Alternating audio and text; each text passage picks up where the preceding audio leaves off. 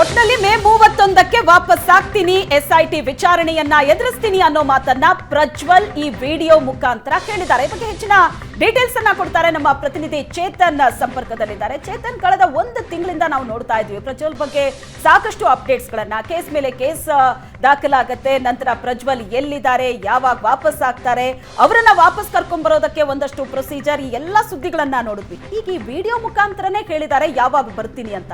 ಒಂಥರ ಜೋರ್ ಮಳೆ ಬಂದು ಈಗ ನಿಂತಂತಾಗಿದೆ. ಆದ್ರೆ ಶುಕ್ರವಾರ ದಿನ ಬಹಳ ಜೋರ್ ಬಿರುಗಾಳಿ ಬೀಸೋದಂತೂ ಪಕ್ಕ.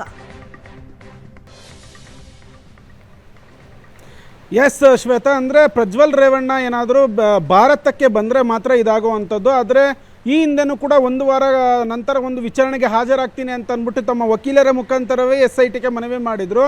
ಈ ವೇಳೆಯೂ ಕೂಡ ಬಂದಿರಲಿಲ್ಲ. ಆದರೆ ಸ್ವತಃ ಇದೀಗ ಅವರೇ ಒಂದು ವಿಡಿಯೋವನ್ನು ಮಾಡಿ ಬಿಟ್ಟಿರುವಂಥದ್ದು 31ನೇ ತಾರೀಕು, ಅಂದರೆ ಇದೇ ಶುಕ್ರವಾರ ಬಂದೇ ಬರ್ತೀನಿ ಅಂತ ವಿಡಿಯೋವನ್ನು ಮಾಡಿ ಬಿಟ್ಟಿರುವಂಥದ್ದು. ಹೀಗಾಗಿ SIT ಕೂಡ ಪ್ರಜ್ವಲ್ ರೇವಣ್ಣ ಬರ್ತಾನೋ ಇಲ್ವೋ ಗೊತ್ತಿಲ್ಲ, ಆತನನ್ನು ಅರೆಸ್ಟ್ ಮಾಡೋದಕ್ಕೆ ಎಲ್ಲ ರೀತಿಯಲ್ಲಿ ಕೂಡ SIT ಅಧಿಕಾರಿಗಳಿಗೂ ಸಿದ್ಧತೆಯನ್ನು ಮಾಡ್ಕೊಂಡಿರುವಂಥದ್ದು. ಅಂದರೆ ಅವರು ಇಡೀ ನಾಡಿನ ಕ್ಷಮೆ ಮತ್ತು JDS ಕಾರ್ಯಕರ್ತರು ಮತ್ತು ದೇವೇಗೌಡರು ಮತ್ತು ರೇವಣ್ಣ ಅವರ ಕ್ಷಮೆಯನ್ನು ಕೇಳಿ ಒಂದು ವಿಡಿಯೋವನ್ನು ರಿಲೀಸ್ ಮಾಡಿದ್ರು. ನನಗೆ ಮಾನಸಿಕ ಖಿನ್ನತೆಗೆ ಒಳಗಾಗಿದ್ದೆ, ನಾನು ಎಲೆಕ್ಷನ್ ಮುಗಿದ ನಂತರ ಫಾರಿನ್ಗೆ ಹೋಗಿದ್ದೆ, ಅದಾದ ನಂತರ 4 ದಿನಗಳಲ್ಲಿ ಈ ಎಲ್ಲ ಕೇಸ್ ಆಯಿತು, ನನ್ನ ವಿರುದ್ಧ ಷಡ್ಯಂತ್ರ ಆಗಿದೆ ಅಂತ ಒಂದು ಮಾತನ್ನು ಆಡಿ ಅವರು ವಿಡಿಯೋವನ್ನು ಮಾಡಿರುವಂಥದ್ದು.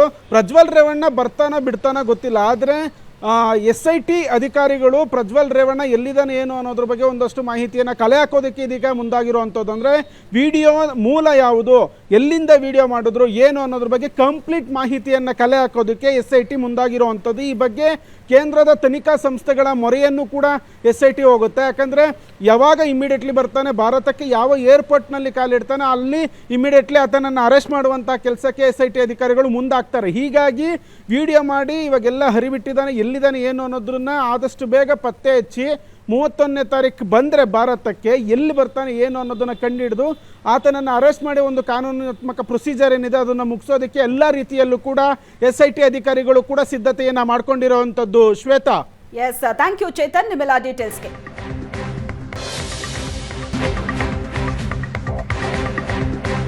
ಒಂದು ತಿಂಗಳ ಬಳಿಕ ಪ್ರಜ್ವಲ್ ರೇವಣ್ಣ ಪ್ರತ್ಯಕ್ಷವಾಗಿದ್ದಾರೆ. ಒಂದು ತಿಂಗಳಿಂದ ಪ್ರಜ್ವಲ್ ಎಲ್ಲಿದ್ದಾರೆ, ಯಾವಾಗ ವಾಪಸ್ ಬರ್ತಾರೆ, ಇಂಥ ಪ್ರಶ್ನೆಗಳು ಬಹಳಷ್ಟು ಓಡಾಡ್ತಾ ಇತ್ತು. ಜರ್ಮನಿಯಲ್ಲಿದ್ದಾರೆ, ಅಲ್ಲಿಂದ ಅವರನ್ನ ವಾಪಸ್ ಕರೆಸೋದ್ರ ಬಗ್ಗೆ ಕೂಡ ಒಂದಷ್ಟು ಪ್ರಕ್ರಿಯೆಗಳು ನಡೀತಾ ಇತ್ತು. ಈಗ ವಿದೇಶದಲ್ಲಿ ಕೂತು ಒಂದು ವಿಡಿಯೋ ಮಾಡಿ ಅದನ್ನ ರಿಲೀಸ್ ಮಾಡಿದ್ದಾರೆ ಪ್ರಜ್ವಲ್ ರೇವಣ್ಣ. ಆ ವಿಡಿಯೋದಲ್ಲಿ ಒಂದಷ್ಟು ವಿಚಾರಗಳ ಬಗ್ಗೆ ಮಾತಾಡಿದ್ದಾರೆ.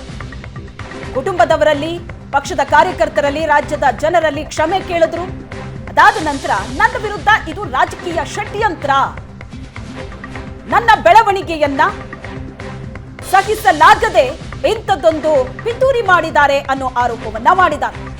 ಮೇ 31ಕ್ಕೆ ವಾಪಸ್ ಆಗ್ತೀನಿ, SIT ವಿಚಾರಣೆಗೆ ಸಹಕರಿಸ್ತೀನಿ ಅನ್ನೋ ಮಾತನ್ನು ಹೇಳಿದ್ದಾರೆ. ಕಳೆದ ಒಂದು ತಿಂಗಳಿಂದ, ಸರಿಯಾಗಿ ಒಂದು ತಿಂಗಳಾಗಿದೆ, ಏಪ್ರಿಲ್ 26 ಹಾಸನದಲ್ಲಿ ಮತದಾನ ಮಾಡ್ತಾರೆ.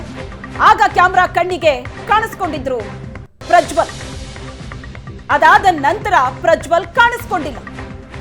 ಇವತ್ತು ಮೇ 27ನೇ ತಾರೀಕು, ಒಂದು ತಿಂಗಳು ಕಳೆದೋಗಿದೆ, 31 ದಿನ. ಈಗ ವಿದೇಶದಲ್ಲಿ ಕೂತು ವಿಡಿಯೋ ಮಾಡಿದ್ದಾರೆ, ವಿಡಿಯೋ ಮೂಲಕ ಪ್ರತ್ಯಕ್ಷವಾಗಿದ್ದಾರೆ.